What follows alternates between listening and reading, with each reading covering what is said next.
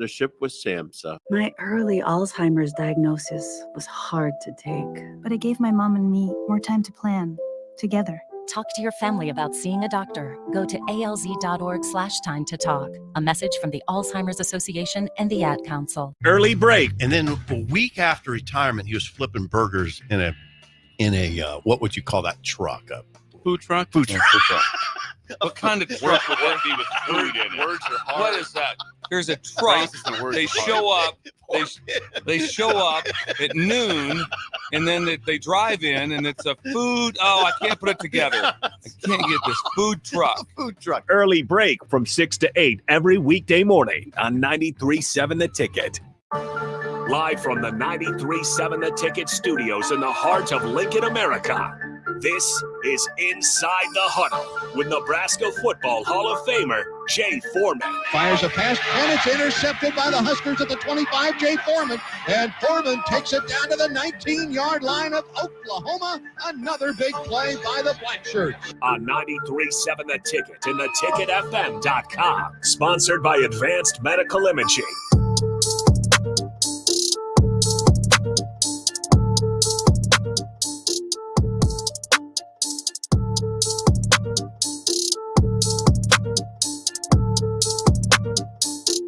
All right, welcome in to Ticket Sundays. Harrison Arns on the ones and twos. This is Inside the Huddle with Harrison Arns. As of now, we'll have Jay Foreman joining us shortly, but in the meantime, I'll hold it down, and we're going to obviously talk about a big day for Husker football. If you guys want to join in, really the first morning show, you can give your thoughts here, and we'll dive into Husker football as they beat UTEP yesterday 40-7. They covered the spread with ease, getting the second, third stringers, even some fourth stringers in there to end the game. It was great. You finally get to start the season at home. We've talked about it ad nauseum, but you have 4 years in a row where you're starting your games on the road, and on top of that, they're not even non-con opponents. You're playing conference opponents on the road to start the season, and unfortunately, that's led to a lot of 0-1 starts for Nebraska. Finally, you start the year. Nebraska's 1-0. Again, you can argue about UTEP, how competitive of a game it should have been. UTEP, yeah, it should be a game where you expect to win with some sort of ease. But I'll be honest, like even that part, I was having a hard time accepting. On paper, yes, this is a team that you expect Nebraska to beat. But we've just seen the likes of a lot of these lesser, smaller schools. I don't even want to say lesser because it's just they have less resources. Doesn't mean that they're actually lesser of a school. But we've seen Troy, Northern Illinois, Georgia and Southern. You can keep going on. Even McNeese State back in the day with Amir Abdul and Bo Pelini, where those games just aren't necessarily guaranteed. And if you don't show up, you give them a little bit of life, which is exactly what happened with UTEP. They had that one drive where it was 1, 2, 3 plays in a hurry-up offense, and they get 7. The only thing that happened was Nebraska didn't panic. They kind of put their foot down, and that's the really only successful drive that UTEP's able to get all day. Other than that, they just really struggled to run the ball. The defense was playing really well outside of that one kind of blown coverage where I don't even want to say it's blown coverage. Hartzog just lost his footing a little bit, trips and falls, and UTEP gets an easy 7. But after that, it was just kind of all Nebraska football the whole way through. UTEP couldn't move the chains, and we'll go through some key stats here. Why this game is just a big deal for me anyways is third down efficiency, 11 for 17. Fourth down efficiency, 0 for 2. That last fourth down conversion, I'm not going to really count against them too much. You got the lead. You want to give your guys out there more reps, as many reps as possible. You go for fourth and long when in reality, absolutely no reason to. Weren't able to convert. But 11 and 17 on third down conversions is beautiful to see because it's just rhythmic offense, an offense that isn't just stop and go like we've seen in years past. You were pretty comfortable handing off the ball. Irving, I thought really was impressive. Dante, the one fumble, that was kind of hard to see, but you did see Matt Rule take him out immediately after, and we see the other running back. So kind of keeping true to his word where if you're going to cough the ball up, you're probably going to get it pulled. And that's what happened in Dowdell's case. But Dylan Raiola, the quote unquote, everybody had his eyes on him. 19 for 27, 238 yards, 2 touchdowns. Luckily for UTEP, actually wasn't too bad either. 11 for 17, 115 yards, 1 touchdown, 1 interception. He was making the throws when they were there outside the 1 pick. And then Emmett Johnson would be our leading rusher with only 8 carries, 71 yards. And the leading wide receiver wasn't Banks, it was Nair.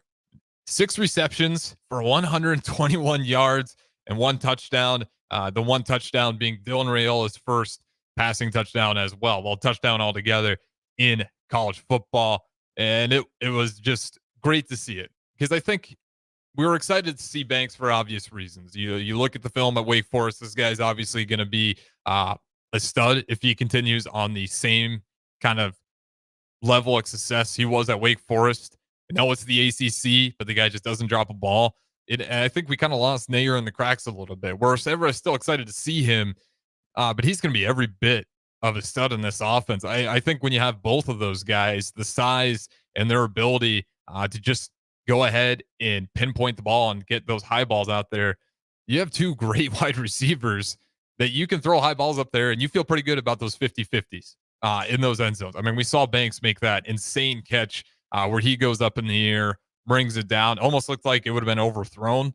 I'll be honest, last year with our wide receiver core, that's probably not caught. That's probably over the head, off the fingertips of the glove, but Banks is able to bring it down. So our offense, the passing game, you have a quarterback that actually throws for over 200 yards, no interceptions. He doesn't turn the ball over. We actually were winning the turnover margin, which is a nice pace, change of pace as well. So plenty of things to be excited about. I'm curious, 402-464-5685. What are your thoughts on this game? They cover the spread. They do it pretty comfortably at that as well. Again, 40-7. The spread was only 27.5 only. The spread was 27.5 heading into this game. But Nebraska gets it done pretty comfortably. And then also I want to shout out volleyball. They go ahead and beat TCU as well following the game after Nebraska football. So volleyball gets a win. Husker football gets a win as well. And again, I'm curious what you guys' thoughts are. I mean, this is kind of the first morning we're going to have as we break this stuff down. What are your thoughts on this Husker football game?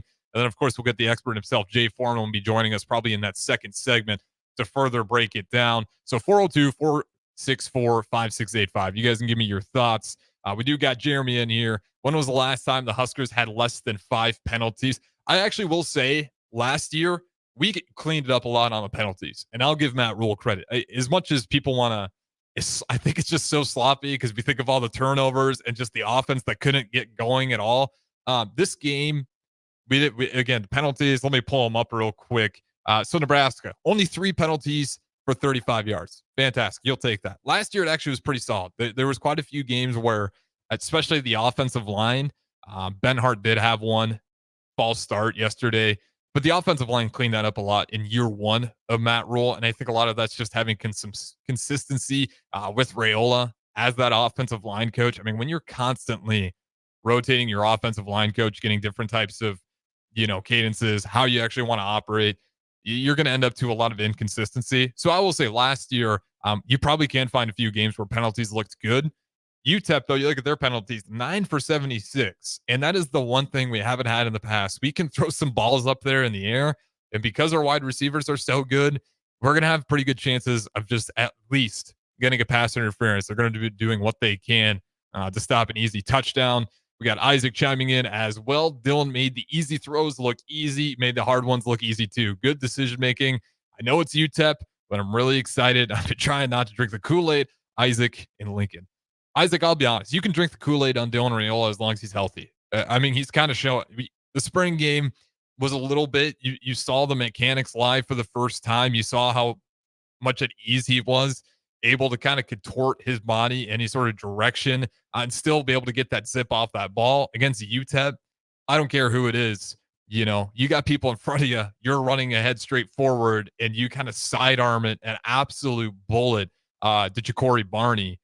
I think this is a guy that we can be excited about. Now, do you want to drink the Kool-Aid and say Nebraska's going to win 10 games this year? Then you could probably put it down. I'm not sure yet. Although 40-7 win, things are promising. You're 1-0. We just don't want to get too far ahead of ourselves. We still got to deal with Colorado next week, and I'm sure we'll talk about that with Jay Foreman because Lincoln is going to be alive. You got both teams going to be heading in here 1-0. But yeah, to continue on the Dylan Raiola story, I mean, I don't know if there's any more that I could have seen. There's some people questioning why, he wasn't rushing. He was -6 and rushing yards on only 1 attempt. And really on that one attempt, he was just trying to save. He didn't have enough time to quite safely throw it out of bounds without getting the penalty. So he gets taken to the ground. I'm okay with that. Why are we worried about him at all trying to run the ball? There was no need. I mean, sure, there's times where Harburg last year, to his credit, if he sees green space, he's just going to go and take off. Dylan Raiola, when he sees green space, he has that in the back of his head, but he's still waiting for the play to develop. He's still waiting to see if he can get more on a pass. And if you really want to nitpick him, the one thing he could do better is sometimes just take the check down. You know, you don't have to wait for the home run. You can take the check down. And I will say he got better at that, especially in that second, or not really the second half. He barely played. But later in that first half, a little more comfortable. There's a few times in that first quarter where he was really hanging around that pocket for a while, trying to wait for something to open up, and you could just give it to the check down, get 5, we'll go to the next play. But even then, that's nitpicking. I mean, he did go through his progressions very well. Maybe a few times on film, he missed an easy one. But for the most part, I mean, he was hitting guys on the money. He was making the right reads. He wasn't forcing anything. I didn't see one ball yesterday where I winced and I was just eager. I was like, that one might be picked off. And I can't say the same. I mean, in years past, we just haven't had a quarterback like this. I mean, name the last quarterback where we felt this confident. I know he's a true freshman, but you just look at the mechanics and you're like, yeah, this guy can play. It's how well is this offensive line going to be going forward as we get closer to that Big Ten conference play? Because there were some times I was a little bit surprised by UTEP's ability to get pressure. The line on that right side was pretty strong, but obviously on that left side of the line, you lose your left tackle and Teddy Prohaska. That's still going to be the big question mark. Is how does that offensive line continue to develop as the competition gets stiffer? Now with Colorado, I think the offensive line will probably be okay in that one as well. That's more for the defense to get tested. And when I say the defense, I mean the corners and safeties and whoever the edge rusher is. Because Colorado is going to be Shedeur Sanders and Travis Hunter. And they got a few other wide receivers. I don't want to keep it that small. But it's really, you're worried about the skilled players in Travis Hunter and Shedeur Sanders. And the running backs is good as well. But really, we saw what it looked like against NDSU, North Dakota State. They needed Travis Hunter in a big way in order to win that game. And he was making some outrageous catches. This defense, I'd like to think this Nebraska defense is going to be even tougher than NDSU. And they were still really heavily relying on Travis Hunter at the end there to go ahead and make some big plays so they can try to win that game. So we got week 2 with Colorado coming up. Both teams are going to be 1-0 heading into this. The quarterback conversation is going to be insane. You can already think of the narratives that are going to be written with Shedeur Sanders, Dylan Raiola. There's going to be some sort of animosity as last year. You kind of heard the chirping back and forth with Rule, quote unquote, standing on the logo with the team. Rule goes and saying that's just our tradition. We always say a prayer in the middle of the field. Colorado's going to do things to give themselves a chip on their shoulder. And it's, I don't want to say they're Jordan, but that's like Jordan-esque, right? We'll make it up if it's not there. It's going to be a game with a lot of intensity. If there's not something really to be upset about, don't worry. They'll find something to throw up on the bulletin board to get the Colorado Buffaloes fired up, to have some real passion in that game. But the defense, it's going to be fun to watch. I mean, I'll ask you guys what your thoughts are on how this defense is going to look against Colorado. 402-464-5685. Against UTEP, again, third down efficiency for UTEP gives you some of the defensive stats. UTEP was only able to convert 3 out of 10. Now, they did get 205 yards total, 149 through the air. A lot of that chunk coming from that one big play. Really just that one drive, as I mentioned before. 1, 2, 3 plays, touchdown. The only touchdown UTEP would get in that first quarter. Yards per pass, that are about 5. Interceptions thrown. Got a couple picks as well, which was a good sign to see. Again, I can't stress enough, the turnover margin is incredibly important for Nebraska because we've seen that just absolutely kill us in games prior.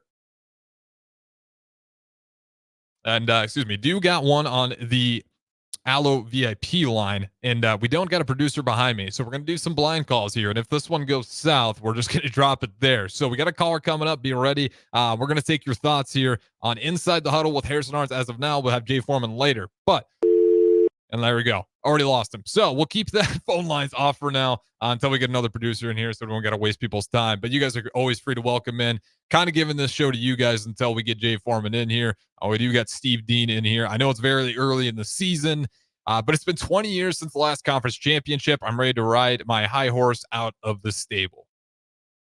And this is where it's interesting. We have everything to be excited about right now. I mean, you look at this team and you look at the schedule that's ahead of them. I'm a fan. I'm not the player, so I can look ahead of games. I know people hate that conversation, but let's be realistic here. If we're a bunch of fans sitting there looking at the schedule, we don't have to feel bad about looking ahead. Now, if you're a player or a coach, that's different. We can talk about it. We're the fans. We're the media. You look ahead at Nebraska's schedule. You got a bunch of teams that 7-0 start isn't a outrageous thing to hope for. Now, is it likely? Probably not. But there is a real opportunity for it. I mean, most of these teams, until we get to Ohio State, over-under is 5.5, 7.5 at best, until you get to Ohio State, who's 10.5. But a lot of these teams coming up, they're going to be 5.5, even 4.5 over-unders on Vegas odds. And I'm not saying go out there and gamble, but I'm trying to point the picture that these aren't very highly touted teams, or at least expected to have very good seasons coming in. And then you look at Nebraska, who's over-under, again, 7.5. There's a lot of things going well where you think this thing could get a lot of momentum, where if you get Colorado next week, and then you get UNI, which UNI, there's no spread available for obvious reasons. It should be a game where you walk in there and you dominate even more so than UTEP. Then you got Illinois. And I do think Illinois is going to be a really big test. They got a really great running back, and they got an offensive line that they're going to play time of possession, right? They're going to do their part where they're going to find a way, get any sort of lead, whether it's 3 points or 7, maybe even a safety if it gets crazy. And then they'll play time of possession game. That's just it. And I was impressed by Illinois. And Brett Bielema, I don't want to besmirch them. That's actually a game I would circle, especially depending on how this Colorado game goes. We do got Jaron. What about this? When was the last time we forced a safety? I wonder if you have to go back to the Sue and Crick era on the last time we actually forced a safety. We've come close a few times in the past, but I don't know if we've gotten a safety since really all the way back there in that era. If you guys know the answer to that trivia question, feel free to chime in. I want to say it would have been the Crick Sue days where that defense was just, it was just stacked to the brim. I mean, you got NFL players all over on that defense. That defense arguably was good enough to stop the best teams in the country that year, which really were, with Texas, Alabama. We saw what they did to Colt McCoy in Texas. You probably got to go back that far. The defense, at first, I was a little bit surprised that they weren't able to get a ton of pressure. But at the same time, things kind of start coming alive later in the game. And there is part of this where, you don't really want to show your cards at all. Luckily for Nebraska's case, we didn't have to show our cards at all. So Colorado is going to have to walk into this thing. Obviously, there's going to be certain things they're going to watch the tape, but we didn't really have to bring out all the bells and whistles to try to produce some offense. Colorado, to get the win over NDSU, they did. They had to give out a lot of tape. They had to really fight, scratch, and claw to make sure they walk away with a win on that one, because it would have been absolutely vital to get their season off on a great note. So we got the advantage there where I think even our defense was pretty just stock. We weren't really doing a whole lot. Even on offense, we weren't seeing a ton of motions. Like, it was very still, at least in my opinion, elementary football. I'll be curious to get what Jay Foreman's thoughts on this as well. Someone who understands the X's and O's a little bit better. But I do think, like, this was a game where we didn't even see everything on tape from what Satterfield wants to do with this offense, or what Tony White wants to do with this defense. You saw the coverage was very soft. We were giving a lot of space. We weren't bringing a lot of unique pressures. We were just kind of playing straight up. Like, we weren't giving you a lot of eye candy out there. So I do think it's one of those things where if you're worried about some of those defenses not able to get pressure, we weren't really dialing things up, at least in my opinion. Now, you guys can always disagree with me on the Sartor Heyman text line, but I do think it was one of those situations where if you're Nebraska, why try to spice things up and give away your playbook when all you got to do is play stock defense, stock offense? Few more from text line, then we'll throw it to our first break here. And hopefully on the other side, we'll get the former Husker himself, Jay Foreman. We do got Book in here. He's got the last 4 safety was the 09 bowl game against Arizona. So there you go. Man, it's crazy to think how good that 09 defense was. Anytime you're looking for the last time the defense did this, 09. It's a great guess. Yeah, we got Big Bird, Holiday Bowl, 09. And last safety was Sue, Peter Ferguson, Sue. So yeah, everybody in agreement. Sue was the last one to get a safety. We finally get one there. So don't go anywhere. We're going to keep things rolling. This is Inside the Huddle with Harrison Arns as of now. In that second segment, hopefully we'll have Jay Foreman in here, and we'll keep it rolling. I'm going to keep this open to you guys, 402-464-5685. Comments as well. First morning, Nebraska's 1-0, the first time in quite a while. I mean, I mentioned it before. Last 4 seasons, you're on the road. You're playing not only on the road, it's a conference opponent on top of it. A lot of 0-1s to start the year. They get the win over UTEP to finally start 1-0. We'll keep it rolling. Don't go anywhere. In every office, there's 2 types of people. There are those who bring in bagels and those who eat the bagels that someone else brought in. Everybody likes the first person. Be that first person. Weekday mornings at 7:30, you have a chance to win a business box of bagels from Bagels & Joe. All you have to do is shut up, Sipple. 2 questions for you, 2 for Sip. Win, and the bagels are yours. Lose, well, you don't want to lose. You lost Monday, you lost Wednesday, you're a loser. Shut up, Sipple. Weekday mornings at 7:30, brought to you by Bagels & Joe. There's no better way to spark a child's imagination than to get lost in the adventure of a good book. I'm Jenny Benson, president of NSEA.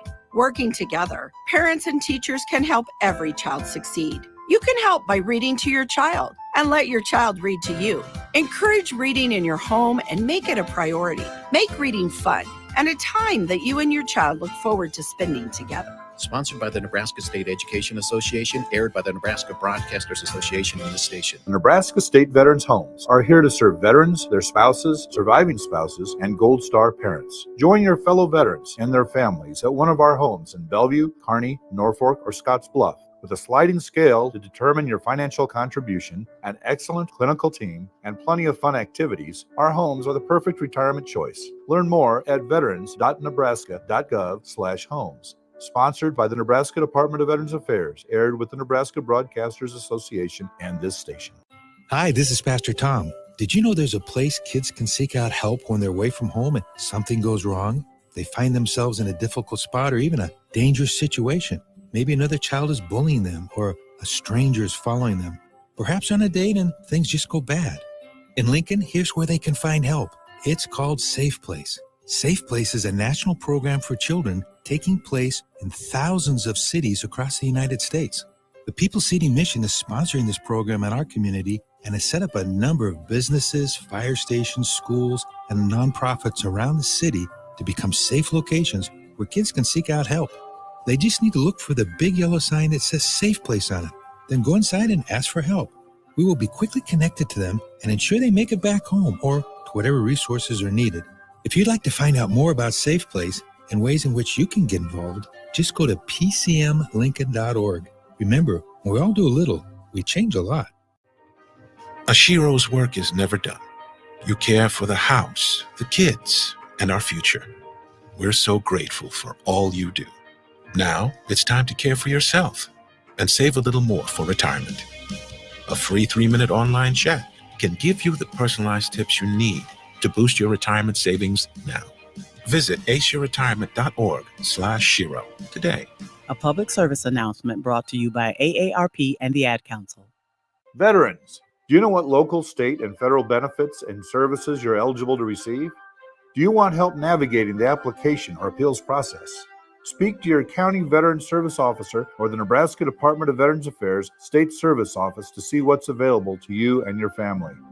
You've served our country, now let us serve you. Visit veterans.nebraska.gov today. Sponsored by the Nebraska Department of Veterans Affairs, aired with the Nebraska Broadcasters Association and this station. When you're high, you feel different.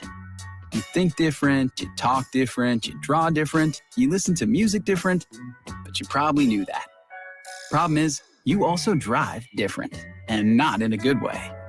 That's why driving high is illegal everywhere. So if you're high, just don't drive. Make a plan to get a sober ride. Because if you feel different, you drive different. Brought to you by NHTSA and the Ad Council. Hey, it's me, your cell phone. We need to talk about something serious. I know you love me. I know you like using me wherever you are, but I feel like this isn't working out when you're driving. I know you may think that it's possible to focus both on me and the road, but I just don't feel the same way. I think we should spend time away from each other when you're driving. It's for the best. Visit StopTextStopWrecks.org. A message brought to you by the National Highway Traffic Safety Administration, Project Yellow Light, and the Ad Council. When it comes to making plans, you are the best. What about those round trips, which are perfect on your way there and perfect on your way back? Or those meetings with friends, surprise parties, camps, birthdays. The same way you plan for the important moments, start planning to protect you and your loved ones from a natural disaster. Sign up for local weather and emergency alerts. Prepare an emergency kit and make a family communications plan. Get started at ready.gov/plan. Brought to you by FEMA and the Ad Council. Back to Inside the Huddle, sponsored by Advanced Medical Imaging. Here is your host, Jay Foreman.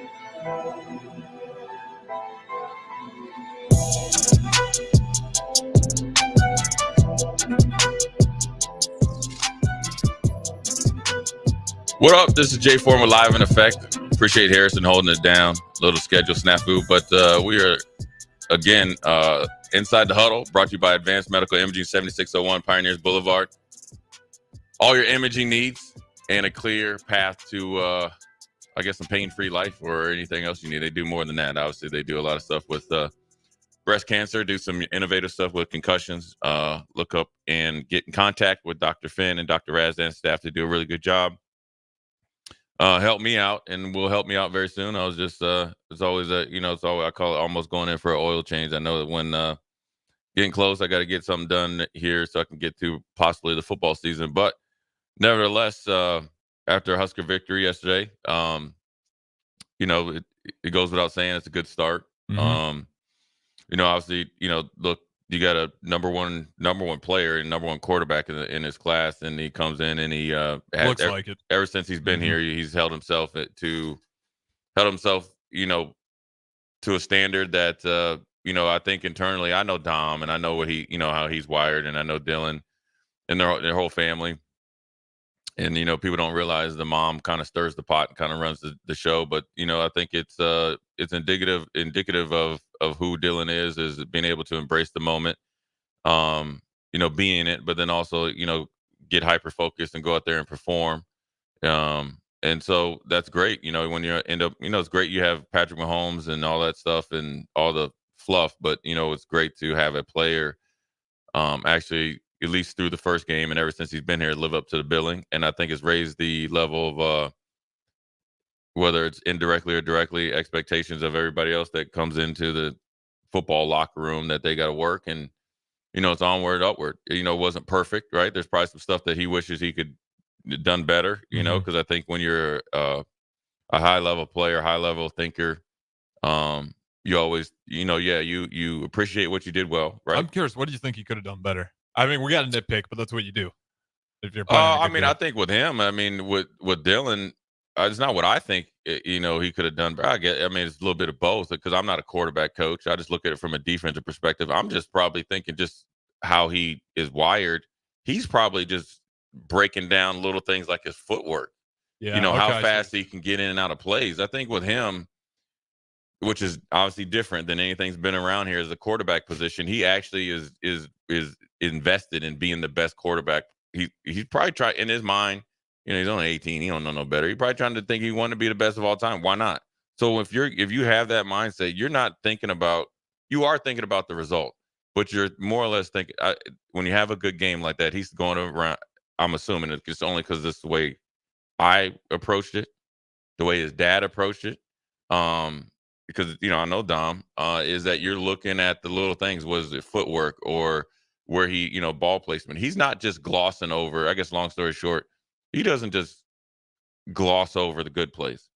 He's attacking every single play with the same type of intensity and intent to be the best he can be. So I'm sure there's some plays that maybe he missed somebody or could have went a little bit more explosive play, but ultimately the game is a game of imperfections. And so it's a good start for him. And then you got a big challenge coming next week. And the one thing that I think I know I know Dylan pretty good. I just know his personality or know him probably. I feel like I've know Dylan pretty good. Because I I can read people pretty good. And enjoy him. And, he's a breath of fresh air. I'm probably a little bit more intense, and that every time I see that dude, he makes me happy. And so but I have a sneaky feeling that he probably already turned the page on that and is already on to Colorado right now. I would think so. And that's a distinct difference from a lot of quarterbacks. And this is not taking a shot at anybody. I don't have to. I mean, first of all, I don't really care if they take it personal. It's just where we're at. This is when you get the number one player. That's actually the number one player in reality. Is that the way you approach this game of football is they say it's the 24-hour rule. It's like literally the 24-minute rule. When you play in, the thing is, Dylan knows what it's like to play Colorado as much or maybe more than anybody in that locker room. He grew up in it. He's probably been in the car and heard his dad talk about playing against Colorado, the type of intensity that it is and what this week means. And there is nothing else that's more important. You know what I'm saying? Mm-hmm. And yes, it's going to be at 6:30. Yes, you're playing against great players, another elite quarterback. I'm sure that's in the back of his mind. And then you somewhere got too. Right. Well, then that's when you be the better of the two. Right. But that's where you got to really stay focused on what you got to do, because ultimately nobody cares about how many yards you throw for as long as you win. Mm-hmm. Because people don't realize when Tom Brady first jumped on the scene, he was winning games throwing like 150 yards passing, but he was winning Super Bowls. Then as he got better, he started to really own the offensive system, and then he obviously went to the greatest of all time. But people don't realize in that first Super Bowl, he was more of a game manager. Now, I'm not saying that Dylan needs to be like that, but this isn't a one-on-one battle. This is Colorado versus Nebraska, Nebraska against Colorado, and you got to handle your business to the utmost in order to give us the best chance to win. And I think that's going to be his mindset. Yeah, I'm excited. I'd imagine they're able to turn the page pretty quickly on this one. Especially when you're done by half, right? Well, I mean, you're excited for the guys. Well, you gotta watch it because you got to think anything that you didn't do well, because there's a lot of things on tape that you don't see to the naked eye when you're watching. So you got to make sure that you evaluate this tape as hard as possible, and then understand that Colorado has a couple days ahead of you, because as much as say we're turning the page, you got to think they turned the page Thursday night, right? They got. If you heard Coach Sanders' speech after, say, look, we had more points than them. We didn't feel we won. So he said, listen, we are getting back to work. They practice Saturday. So they practice and then probably watch the Nebraska game. I'm sure they're in the lab today, because anything that they are seeing on tape, right, from a coach's perspective, that's like the all 22. You have to make sure that you address, because you have to assume that's something that they might try to put into their offense, defense, special team system coming next Saturday night. And then you have to go and really ramp up and catch up and see what they do well. Now, granted, we played against this quarterback and those players, majority of them, last year. The offense and defensive line is better. That is 100% factual. So watching the offensive line from the end of the season won't do you that much. So you got to really dive into what North Dakota State did well and didn't do well against this team. And then you got to see what you do that's somewhat comparable to what they're doing. And then also, let's not lose focus on what we do well as well. So you're showing up for a fight. If you're a boxer, you're a boxer. If you're a power puncher, you're a power puncher. But sometimes you can't just go in there and fight one way. You have to have multiple things the way to fight. And that's what they're going to try to do this week. I will say, I'll ask you this. It felt like we didn't put much of our tape out there, though. I mean, for the right reasons. Like, I don't feel like you didn't see Tony White dial up very much. Offense seemed pretty stock. Yeah. You're bigger X's and O's guys. You can tell me, but it feels like we saved a lot on tape compared to Colorado. They had to show their cards a little bit more because it did come down to the wire a little bit. Yeah, but at this point, I mean, that's everybody says that, but ultimately, that's overtalked. Is what you're saying? It's overtalked. I mean, so I got to shut up. No. I mean, it is true. I mean, if you have some new, especially for us, more different than them. Yeah. And here's why. Colorado's mindset is they know they have superior athletes and they have some difference makers in there, so they're going to do what they're going to do no matter who it is, because they feel like they're better than you, and they have their offensive system already kind of in place. You get what I'm saying? Mm-hmm. So, sure. You can see that we're running a 9 route, but can you stop 12? Can you stop 5? Can you stop 14?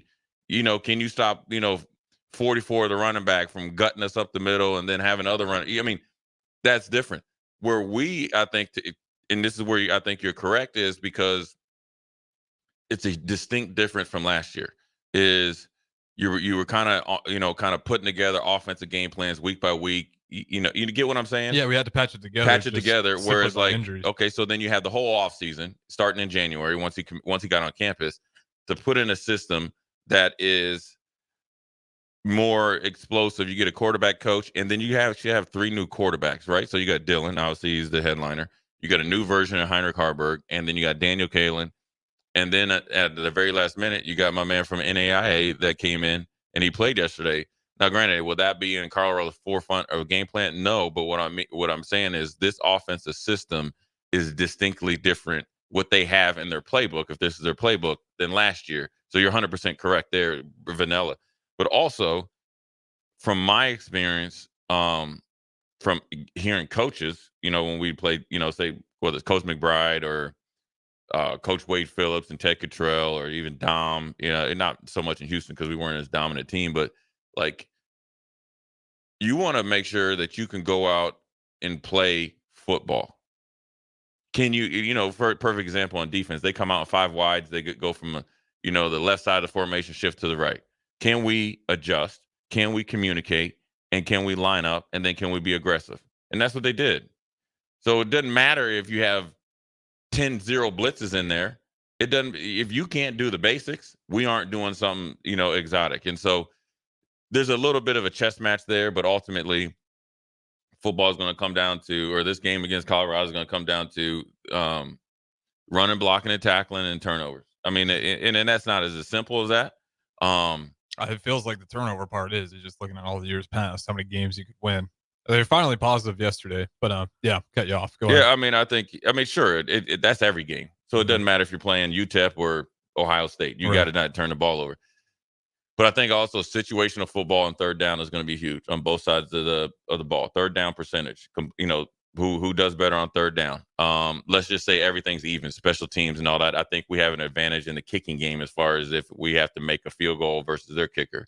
Whether it's Hall or Ivano, I think our kicker is better than theirs. Even though their kicker had probably one of the best locker room speeches when he was at Jackson State with Deion. That's one of my favorite moments. Anyways, so if everything's equal, and it's going to come down to third down percentage, that's the easy thing. So when you got people come on all week and you'll see it, third down percentage, right? Situational football, but it's not that. We have got to win first and second down. That's when we make our hay. If we stay on time and on schedule and ahead of the change or at the chains, first and second down, we're playing with house money or cooking with peanut oil, like I like to say. If we keep them off schedule, right, behind the chains. Now, how do you keep a team on offense like that that's explosive off schedule? 1, crowd noise is going to be there. 2, don't give them any leaky yards on any type of short routes, right? So when they throw like a smoke screen or a now route, what a now route is essentially a quick stop. Whether you're blitzing or off coverage, make the tackle and knock them back, because the difference between 3rd and 6 and 3rd and 8 with Colorado for a defensive standpoint is huge. You want those 2 extra yards to allow our rally to the ball, keep them off the field. That means if it's 3rd and 8 and we tackle them or hit them at 6, they only get 7, they got to punt the ball. More times that we can get a young freshman quarterback and a new offense together, more opportunities at or close to the 50, or let's just say at or close to our 40, we'll get those hidden yards. Then you start putting points, right? Then you put the pressure on them, and then that's where you like to see them get into, make mistakes. Therefore, you'll be able to dial up some exotic blitzes, get some hits on quarterbacks, and possibly some turnovers. So, kept it real short, obviously, for obvious reasons on UTEP. But we're going to take a quick break, come back, and we'll talk about, I'm going to say, besides Dylan, obviously, and a couple players that jumped out that I thought played well. Jay Foreman, Inside the Huddle, brought to you by Advanced Medical Imaging. Quick break, and we'll be right back. Rico here with HIS Auto Care at 70th and Van Dorn, letting you know HIS is a great place to bring your vehicle for service. With superior service bumper to bumper, will treat your vehicle like it's your mother's. Doesn't get any better than that. So call 402-488-8934 and HIS Auto will make you glad you did. 5% off, mention this ad, and for sure your mother will be proud you called. 402-488-8934, HIS Auto Care, 70th and Van Doren. God bless you. Go Hog Wild Pit Barbecue. Hog Wild will be open this Labor Day, serving up our award-winning barbecue. Stop by and pick up some of our slow smoke ribs or a family pack that comes loaded with your choice of meat, sides, buns, and sauce. Take a break from the hot grill and let Hog Wild do the cooking. Order online at gohogwild.com. Hog Wild Pit Barbecue, 3210 Cornhusker Highway, Lincoln. But don't be late, we close at 8.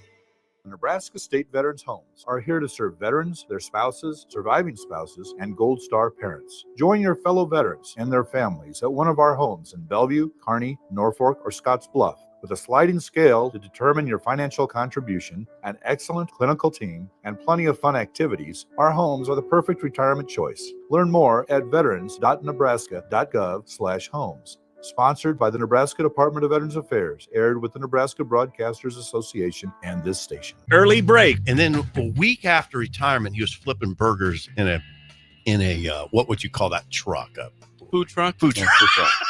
What kind of truck would that be with food in it? Words are hard. What is that? There's a truck. They show up. They show up at noon, and then they drive in, and it's a food. Oh, I can't put it together. I can't get this food truck. Food truck. Early break from 6 to 8 every weekday morning on 93.7 The Ticket. Hi, everyone. Kendall Warnock with A1 Automotive in downtown Lincoln. If you're looking for an automotive repair facility you can genuinely trust, we would be grateful for the opportunity to earn your business repairing your vehicle. We have ASE master technicians and qualified to work on a variety of vehicles from Hondas to Porsches, Jaguars to Toyotas, and Chevrolets to Fords. We pride ourselves on customer service and relationships, and we would be grateful for the opportunity to serve you. Give us a call at 402-477-4660. A1 Automotive. Always honest answers. Our lives only have so much time. But if you smoke, you have less. Your life could be 10 years shorter, and the time you do have is often filled with health problems. Shortness of breath, asthma, COPD, and cancer. But the minute you quit, your body starts healing. Call the Nebraska Tobacco Quit Line, 1-800-QUIT-NOW, 1-800-784-8669. Paid for by Tobacco Free Nebraska. Aired with the Nebraska Broadcasters Association and this station. I'm Chris Jackimick. I served in the United States Air Force, and I deployed 3 times. So in 2017, I was serving as an Air Force First Sergeant. Our motto in that role is, my job is people, everyone is my business. But unfortunately, in that year, I would lose my own brother, Lance Corporal Adam Jackimick, to suicide. The majority of veteran suicides are from guns. I store my weapons securely, not only for myself, but for my family. Store all your guns securely. Help stop suicide. My service never stops. Brought to you by End Family Fire and the Ad Council. You're listening to Inside the Huddle with Jay Foreman, sponsored by Advanced Medical Imaging.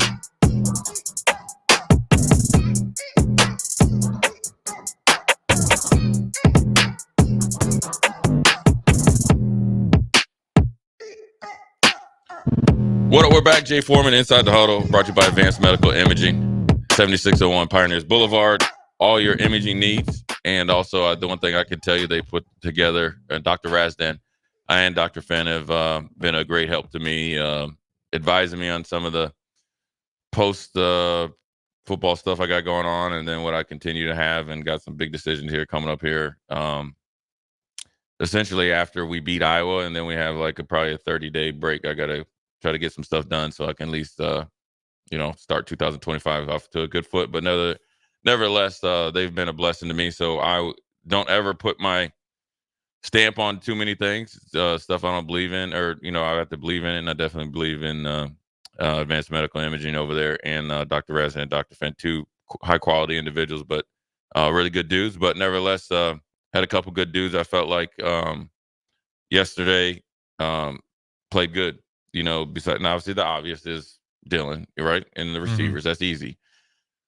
But on offense, I would probably say, and I'm not a coach. I can only go off what I see and barely get to watch the game. I'm going to say on offense, I liked what Emmett did, Emmett Johnson.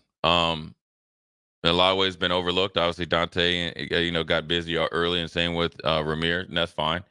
Very easily, when you're a guy that played a lot of reps last year, could go in the tank.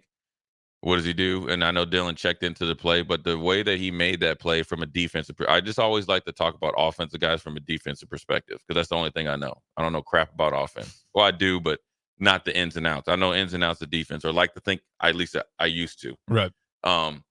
So when you run this, like, it's kind of, I call it an inside zone, but it's like an inside zone. So Eddie George used to run this bad boy really good, and Edgerrin James, right? So two pretty much Hall of Famers. And the one thing I learned, what made an inside zone runner really, really good, because if you have good reads by two defenders, right, where they get to close in on you, is if you can get skinny. And one thing Emmett did is when he cut it back, he got right on a line, but actually when he was running, it was almost like the sobriety test when you get pulled. I've never been pulled over and had to do it, but I've seen it online. So I got where you're walking on the straight walking line. on the straight, but you have to get like that so you can get between those two defenders. If you're too wide or you're not efficient in your footwork, you can't hit that long run like that. That's where the explosive runs come from. It's superior footwork. You got to read it, and the best thing about the run was the timing of it, right? And that's how you catch the defense so much by surprise, but get it to the point where you can show your athletic ability and your explosiveness, how you can stick your foot in the ground, get skinny, and then get going. So I want to give him some props. Well, and I think Raiola checked that a couple of times. He checked like to he that. saw he checked it to there. that. Yeah, and Emmett Johnson hit it. Yeah, it was hit good on both those guys' parts. So generally, you want to make him play and say, like, if you get into a really good run, not every run is going to be that that explosive. So say you're playing against Ohio State, right, and they're running the same defense, you check into the same play, you get 6 to 8 yards. That's a phenomenal play. Well, against UTEP, obviously you do it right, you get an explosive run. So you want to give Dylan the credit, checking into it, but the execution and the timing, I thought was good, and plus other things. And there's the other guys as well. I felt like on the first touchdown round, I watched Turner. Obviously he's kind of been, last year he had the foot injury, and then he's kind of been coming back, and then obviously Teddy getting hurt. He had a good little pop off the line of scrimmage there, and he's got big 56 with him. I like that right there, moving some people right there, get a good initial punch right there. So I want to give him some props. But on defense, they didn't get a lot of reps, right? But I think Riley Van Poppel, as he did last year, but just the way he moved is just coming in, and it's the first game and stuff like that. And he is from Texas, but ultimately, I like what he's done. He's getting in the backfield, causing some havoc. And then also Mekhi Gaber. I think at the second level, him and Bullock, but particularly him, for the few plays that he was in, I thought he was very active and very effective, and then also a pretty sure tackler too. So got to see Carter Nelson too. He's going to be good. He's shifty.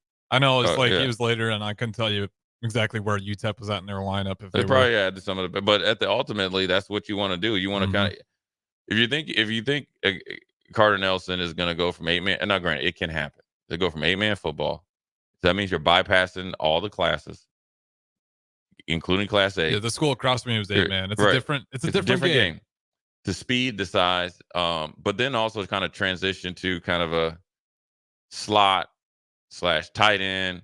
But also, one of the best things, I saw him go down on special teams and be aggressive on kickoff. So he's a good football player, like Coach Foley said, but then also it's good to see him get some run, get some catches, kind of get his feet wet a little bit. And I think that's something, as the good thing about the difference between, say, like me in my junior and senior year and Carter Nelson is, I'm probably along the line of thinking as how Dylan is, working on some little things just to, continue to be consistent and be better every week. Every day is a learning day for him, because he's never played really truly tight end before. And then now he's playing slot, and I know he's mostly playing kind of a slot, but it's good to see him use the athletic. I mean, being sick, I saw him play basketball over there at PBA. He's a freak athlete. Yeah. I saw some of his track stuff too. At least, if we want to compare you guys, at least he's got the weight room part down. Right. Like he picked that up right away. Well, I think if you look, I saw Noah Fant play, and the next morning I went into the coach that was here. I'm not going to name any names, and I said, that dude's going to be a first round. I'm not saying this about Carter Nelson. I said, and Noah Fant is bigger, bigger shoulder. So that dude is like a first round tight end. You need to get him a tight end. The coach looked at me and said, we want him to play defensive end. Well, he went to Iowa, and that rest is history. right? Now we got Carter Nelson. I saw Carter Nelson play basketball, and I knew like Ainsworth. I was just more interested to see how he moved because that'll let you know how he is as a receiver. Because you're running routes as a basketball player. That's what you're doing. Yeah.